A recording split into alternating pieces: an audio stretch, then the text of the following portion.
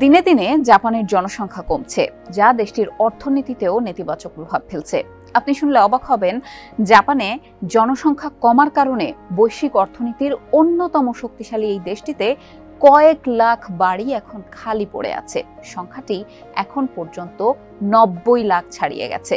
মজার বিষয় হচ্ছে, কেউ একজন হিসাব করে বের করেছেন এই খালি বাড়িগুলোর প্রত্যেকটিতে যদি 3 জন করে মানুষ থাকতেন, তাহলে অস্ট্রেলিয়ার সমগ্র জনসংখ্যার বাসস্থান জাপানেই সম্ভব হতো।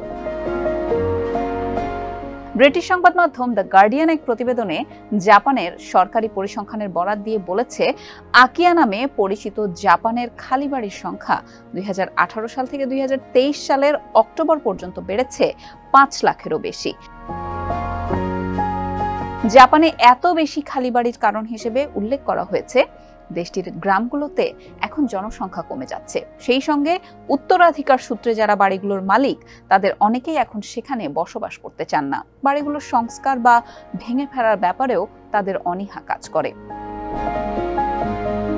জাপানের পরিসংখ্যান ব্যুরোর তথ্য বলছে, জাপানের মোট বাড়ির 14% এখন খালি পড়ে আছে। তবে অনেকেই বলছেন প্রকৃত সংখ্যা আরও বেশি হতে পারে। গবেষণা প্রতিষ্ঠান নোমুরা রিসার্চ ইনস্টিটিউটের ধারণা, জাপানে প্রায় 1,10,00,000 আকিয়া বা খালি বাড়ি রয়েছে এবং 1 দশকের মধ্যে দেশটির 30% বেশি বাড়ি খালি হয়ে যেতে পারে। খালি পড়ে থাকা বাড়িগুলোর মধ্যে 44 লাখই ভাড়া দেয়া যাবে, কিন্তু এসবের বেশিরভাগই অনেক দিন ধরেই খালি পড়ে আছে এবং প্রধান জনবসতি থেকে এগুলো বেশ খানিকটা দূরে।